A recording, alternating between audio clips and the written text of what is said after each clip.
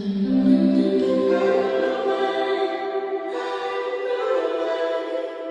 going on, you guys? Welcome back to my channel, and if you are new, welcome to my channel. Thank you guys for tuning in once again, and make sure, if you haven't already, like, comment, and subscribe, and go ahead, hit that bell notification so that you can always know when I post a new video, because why would you not? So today's video, we are going to be discussing Legendary Season 2, Episode 1 through 3. I'm not breaking those 3 episodes up, like, it's just a lot. So we're gonna do it all together. But before I get into the video, I do want to just start off and give my own little background of me watching this show and stuff like that, just so we can have an overall clarity of what I do and don't know.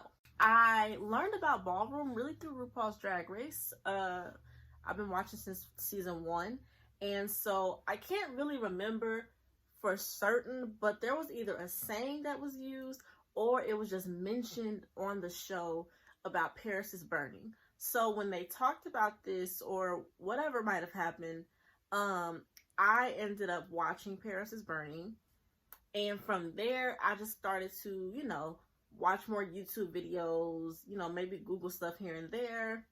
Ended up finding a YouTuber here by the name of James Caldwell. If you guys want to go and find his page, he's a drag queen who was also in the ballroom culture. So he does a lot of videos that in his videos where he reviews and stuff like that, he also explains things for people like me who don't really know.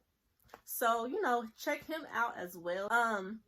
But yeah, so when Legendary ended up coming out, I was like, oh my gosh, like, I get to see a show like this, similar to Pose, because it was around the same time that Pose came out, that Legendary came out as well. What I realized from learning what I've learned was that the show wasn't necessarily encompassing ballroom as a whole, but it is TV, so we're not going to be able to get every single facet of the ballroom. Whatever is going to be presented is still good enough. Now, with that being said, I did have my own little, things I didn't necessarily like. I wanted to see more of ballroom. It's not gonna be, that's not what we're here for necessarily. We're here for a specific Vogue element. So, I'll get over that. The other thing I did have a little gripe about, though, was the judges. I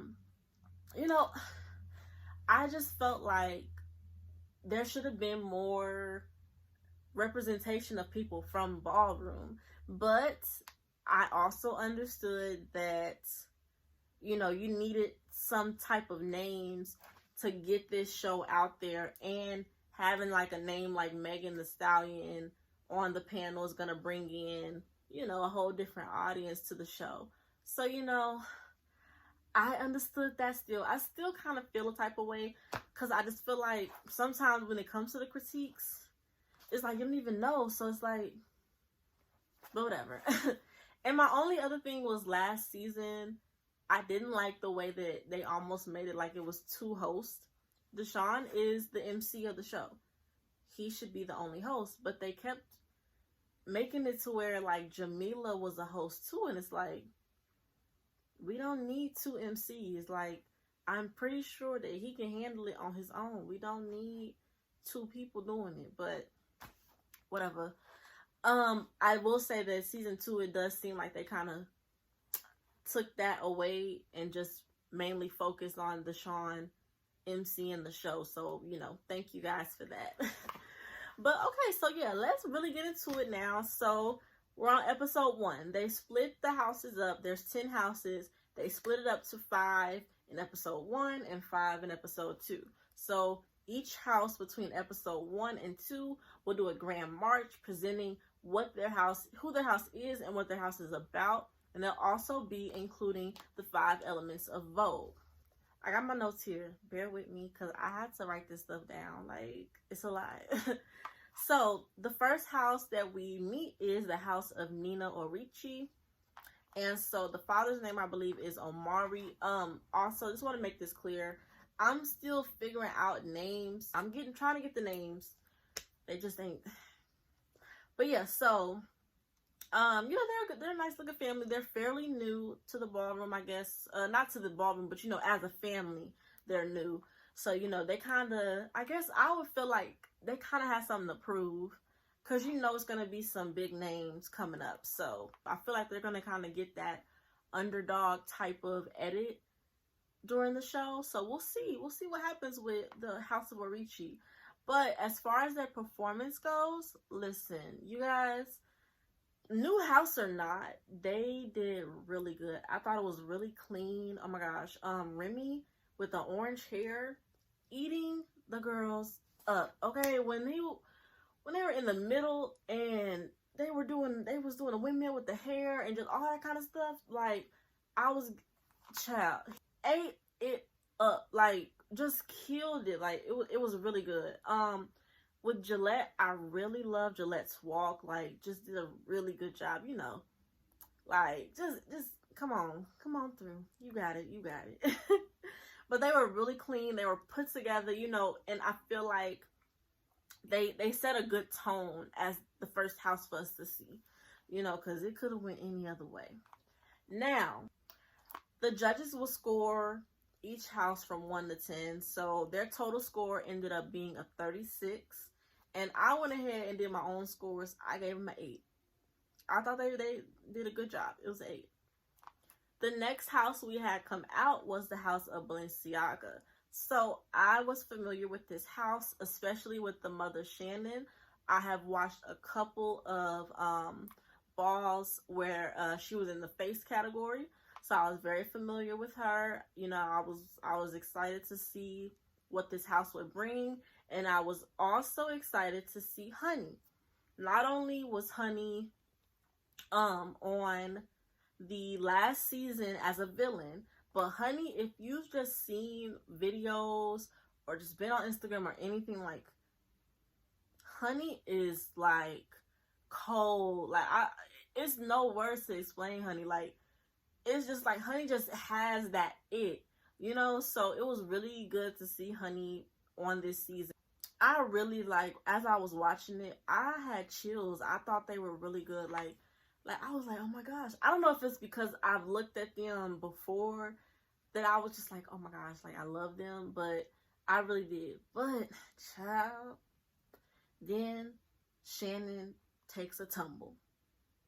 Somehow, Honey's heel got stuck in Shannon's dress, and Shannon just fell right on down on that ground. She fell gracefully, though. She fell very gracefully, but she fell.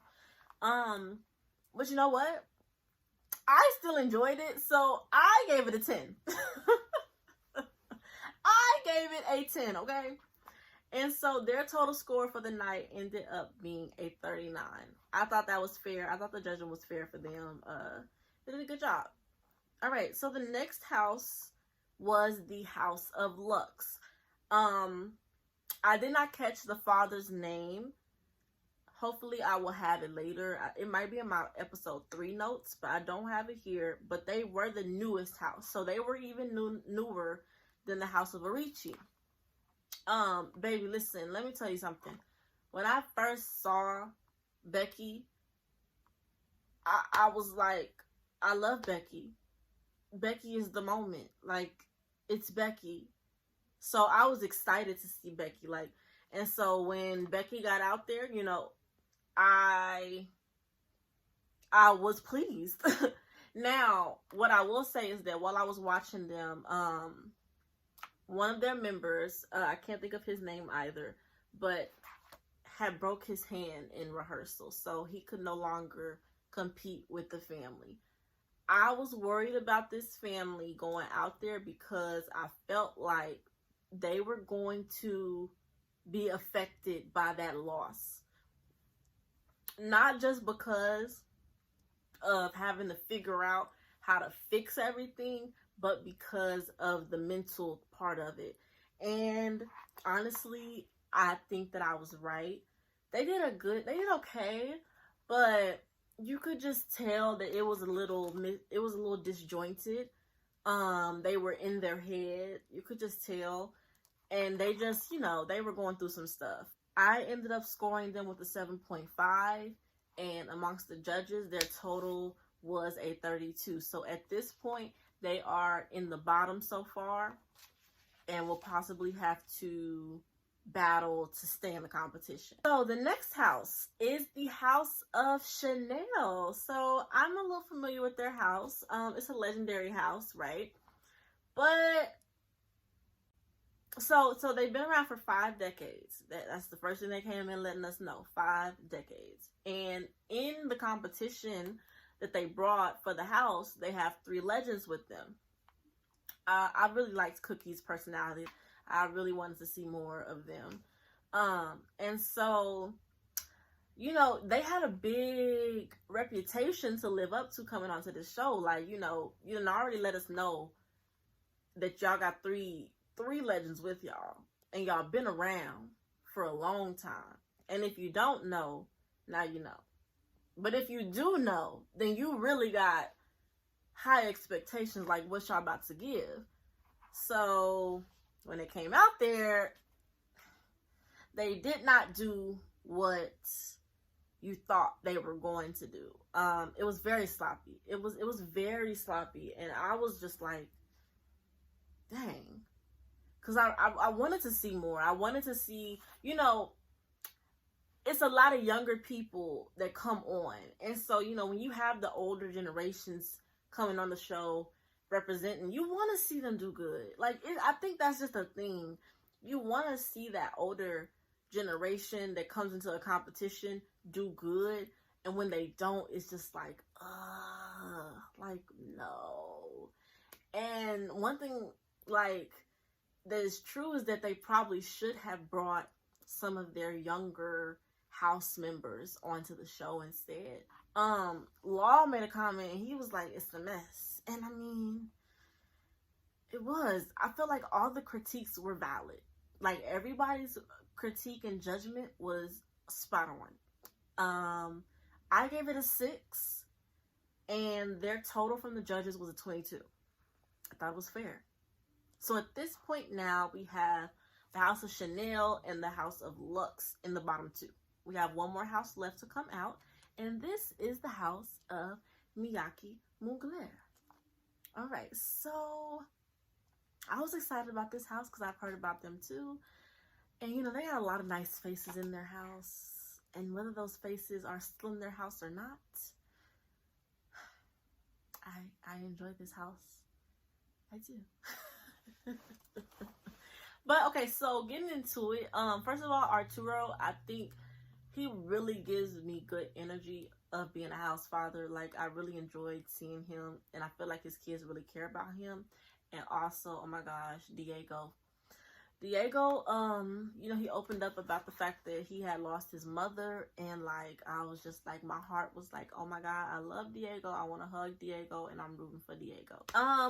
They start theirs, and they did a really good job as well. I enjoyed it. I can say I did not feel what I felt when I was watching the House of Balenciaga go, but either way, I still enjoyed it a lot. I feel like they were the most polished group of the night. I feel like they were the most put together. And even though I said Orichi set the tone in a good way, I feel like if they would have came out first, they really would have set the tone. And they would have been the standard to beat. And they showed that. So yeah, I scored a 10, period. And their total from the judges was a 38. So they were in second place behind Balenciaga, which ultimately meant that Chanel and Luxe would be in the bottom. So they have to battle it out at this point. And for me, Becky won. As I was watching, I felt like I got the energy of somebody that wanted to stay and really fight to be there. I felt like Angel wasn't working the stage like Becky was. At first, I will say, in the beginning, I thought that it was tied. I was like, okay, they're both giving it. But towards the end, like, Becky was just giving us something that I felt like Angel wasn't, and most of the judges agreed with that, and so the house of Luxe stayed, and the house of Chanel went home. Moving on to the next set of houses, the first house that we have is the house of Prodigy. So, their house, well, their house mother, I believe, is what he titled himself as, but his name is Jason. I am familiar with Jason. I enjoyed their performance. I thought they did a really good job. I enjoyed their outfits. I loved their facial expressions while they were performing. You know, I thought everything was good. Their score ended up being a 31 from the judges, and I gave them a 9.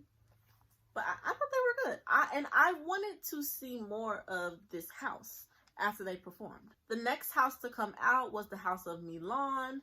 And so, as I was watching it, I will say, Jocelyn, the mother of the house, Jocelyn, she is special. Like, she's very special, and she just has this sweet energy and loving and nurturing energy about her. And she did kind of, you know, explain where that came from in her package of having to raise her 2 brothers after her mother just left them because she was you know, a drug addict, and so she had to raise her 2 brothers by herself as a child. And you just had Jocelyn, she has a really good heart. Like, I really liked her. They called themselves the gold standard, and you know, I feel like they embodied that. I really do. I gave them a 10 as well. I enjoyed them a lot, and their total score from the judges ended up being a 34. So the next house that we had was the house of Garçon, and their mother is Stasha. So I could already tell Stasha's clearly a pageant queen. I don't really know much about Stasha Garçon, but you could tell what type of girl she was, like, or is. Like, you could tell, very polished, very put together, you know, not for the BS at all. So I could tell that this was going to be a good house, you know. But apparently Mother Stasha has not walked in the ball for 7 years. She was on a hiatus. Oh my gosh, Tonka. Oh my god, I love Tonka. Like, I just love Tonka. Like, just put that out there now. I love him. And so they came out. They did okay. But I wasn't that impressed. I just didn't feel like they gave enough, in my opinion. And so I gave them a 7. I wanted more energy. But their total score ended up being a 37. So, you know, I mean, you know, difference of opinions. The next house ends up being the house of Icon. And so I cannot think of the father's name. But this house, you know, I was interested in this house. They gave me a similar vibe that I got from the house of Orichi, as far as they seem like an underdog type of house where you don't think they're going to get very far, but they might come out and shock you. Like, that's the energy I got from this house. I thought they were very in sync. I thought they were very clean. I thought they had great chemistry. So I was so confused by the judges' critiques, because I was looking at it. I'm like, what am I missing? I will say I did give a lot of 10s out on episode 2, but I thought people were doing really good. Like, some of the houses in episode 2 I thought was a little bit better than episode 1, I guess. So, you know, I gave them a 10, but their total ended up being a 29. So that was that. Now, the last house of the night was the house of Tishi. So, first of all, Simone, gorgeous. I've seen Simone online. Actually, I saw Simone first on Bigo. Then I found out that Simone was, like, you know, an Instagrammer. Big on Instagram. I had an immediate connection to this house because they are a house of professional dancers. I'm a dancer, so, you know, we kind of have a different mindset when it comes to performance and choreography and stuff like that. So I automatically just kind of felt that energy from them. And I definitely got what I was looking for. I gave them a 10, and I wrote that they were the best of the night, hands down, and I feel like they were. And I think the judges agreed with me because they ended up with a score of 38, which was the highest of the night. And I thought that was well deserved. Tishi, here's the thing. The houses people want to watch are gonna watch and be like, ooh, these are the houses that are gonna be at the top, are Mugler, Balenciaga, and Garçon. But Tishi, they need to watch out for the house of Tishi because they coming and they're not coming to play, like for real. So we have the survival battle between the house of Prodigy and Icon. So I went into it wanting Prodigy to win. I said from jump, I want to see more of this house. Like, I wasn't that sold on Icon. You know, I was like, they can go. It'll be fine. I really want to see the house of Prodigy. But that was a battle. Like, they were literally getting it together on that floor. Like, I was like, wow. Now, what I will say, I felt like it was a tie. I'm just going to say that. I did feel like it was a little bit of a tie because I enjoyed it. I felt like when the judges be talking about it's $100,000 on the line and, you know, leave it on the floor and you know, you got to fight for this. I want to go for blood and this and this and that. They went for blood. Like, they left it on the floor. So it was like, one of the judges was like, it wasn't very graceful. Y'all wanted them to go all out. And I was like, less graceful. You wanted blood. And they gave you blood. Blood, energy, sweat, tears. But whatever. The House of Icon ended up staying. So at this point, we have now lost the House of Prodigy. And we also lost the House of Chanel. So now we go to episode 3. So now on episode 3, we have the theme of Tinseltown. And for this category, it's going to be best dressed as a house and selling face. So you have to sell face and the house has to be, you know, best dressed. You know, like top tier fashions, period. So we had Uncle Clifford come through, period. I love me some Uncle Clifford. Nico, he was a guest judge for us tonight. So I'm gonna do this in my video, the single videos, my review of the single videos. I am going to judge the judges' outfits because they love to judge the house's outfits. So I'm gonna add my own little stuff in at the beginning of the video on what they wear. So, Law, I thought his outfit was cute. It was safe, but it was cute. You know, it was a good look. Jamila's outfit, it was giving me Madonna and MJ 1991 Oscars. Very cute, girl. I loved it. It was giving me Tinseltown. Like, I felt the Tinseltown. For Megan, it was cute, but it was kind of eh. I feel like that about a lot of her stuff, though. Like, I really feel like she needs a better stylist. So, you know, it was cute, though. And then Naomi, I loved it. It was cute. I like, yeah. So, going into the first house, we have the House of Garçon. And their theme, they decided to go with 1920s. So, let's just get right on into it. Mother knows how to sell face. Like, period. It was no question who was going to walk face. You knew Mother was going to walk face. Mother Sasha was amazing in her part.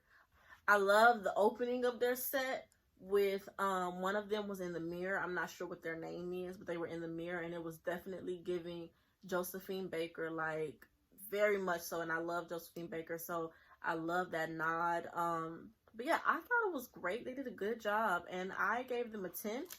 And their total for the night ended up being a 49. So they lost it by 1 point, and that was Law. Law gave them a 9. Otherwise, they had 10s across the board. Orichi was the next house. They did their theme based on the Cotton Club. And Gillette was going to be walking face. And this was their first time actually walking face, which I was surprised about because I feel like Gillette could walk face. First of all, I love the wardrobe. They looked amazing. I felt like you could kind of tell Gillette was a little bit nervous, but ended up doing a phenomenal job walking face. I really enjoyed it. That Cotton Club part, anyway, you know, it's just black excellence. So it just makes you feel good seeing that era even being showcased anyway. And so I really enjoyed it. Law made a comment that he felt like he went back in time, and I completely agreed with that. But I gave it a 10, and the judges ended up giving them a 47, putting them in second place. So moving on to the house of Milan. Okay, so they decided to do 70s disco theme. The energy was much lower than last week's. They did look like they were having fun. I will give them that. They looked like they enjoyed themselves, but it was lacking. It wasn't like it was on the other episode. Like, I was just like, what's going on here? I gave them a score of 7. The judges agreed, and their total score was a 28, putting them in the bottom for the night. So on to House of Luxe. Oh, I'm not gonna lie, I did kind of miss what their theme was, but it looked like futuristic. So love Becky down. The father was walking face. This was his first time walking face. I felt like they should have chose Becky. I think I was right, because Face was lost in the performance. Like, I was looking and I'm like, where's Face? I didn't see Face. I felt like Becky was giving me the Face that we needed, but Becky wasn't the highlight, so we was looking for the father to give it, but he did not. I had to give it a 5, y'all. I couldn't. It was a 5. And the judges gave them a 29. So now they're down there with House of Milan. So let's go and see the next house. Alright, so the House of Icon was next, and they did the 60s. I felt like the looks were great. I really enjoyed, the way they were dressed and everything. But I did feel like Face was lacking in the first half. They did get it back at the end. I think it was Kylie that was walking Face, and it was lacking in the first half. It just wasn't there, but it came back. I gave it an 8, and for the judges, they gave them a 44. Fair. I thought it was good. They did a good job. Okay, so the next house, it was Balenciaga. You already know, I was excited to see this house. They did My Fair Lady as their theme, and, of course, Mother Shannon was walking Face. They did let us know that Honey had like a death in the family, I believe, and so they weren't able to practice as a group. But I mean, I feel like you couldn't tell. But honestly, I'm gonna be real. I really didn't care about anything in their performance but Shannon. Like, cause Shannon really was just giving you Face, and that was supposed to be the highlight. And I feel like they did their job highlighting Face. That lady. Love it. So my score for them was a 10, and their score for the night ended up being 49, right along with the House of Garçon. So they were tied. All right. So the next house was the House of Mugler. Now I'm not gonna lie, I did miss their theme, and I still didn't get it back. I saw zoot suits though. So I thought that was cute. It was giving me Janet Jackson All Right video. So I don't know if that was the thing, but I liked it. They did a good job. I didn't have too many notes on it. I gave it an 8.5. It wasn't where they were the very first time that they came, but it was cool. So I mean, 8.5. And their total from the judges was a 45. So yeah. And so our final house of the night ended up being the House of Tishi. This is the house that I also said they need to watch out for, and I was not wrong. So I missed their theme too. I'm sorry, y'all. I was missing the last couple. It was at night, so I saw Hammer Pants, and yeah, Simone was walking Face, of course. Why was she not? And also, I want to say that their mother, I think it's Gia. Gia reminds me of Blanca. Like, I don't know why, but I get Blanca from Gia. Like, like she just gives me Gia. I mean, she just gives me Blanca. I love it. Like, it's no shade. But so it was 10s for me, and it was 10s for the judges. They got a perfect score, like 10, 10, 10, 10s across the board. Okay. and they deserved it because they really did a good job. Like, it was just spot on, perfect. Like, no negative comments from me at all. It was perfect. So they got Superior House for the night, and for the next episode, they'll get something special as an incentive for winning a Superior House. So, you know, that's fun. Overall, that was the three episodes. Okay, so I did forget to mention that Luxe and Milan were in the bottom, and so they battled, and Luxe ended up going home, so Milan stays to battle again. It really was a good 3 episodes and season opener. I'm excited to see what is next, and if you do want to know who I am rooting for, I am rooting for the House of Balenciaga the most. I like all of them, but if I give you my top 3, I'm gonna say at this point I'm rooting for Balenciaga, Garçon, and Tishi. I think that's my top 3. I do like Mugler, but something tells me they're not gonna last. So yeah. So yeah, let me know what you guys think. Let me know your thoughts. If you feel differently about anything I said, or if you agree. Let me know who your top 3 houses are, please. Like, let me know. Like, let's talk about it. And yes, make sure if you haven't already, like, comment, and subscribe. And I will see you guys on episode 4. Bye.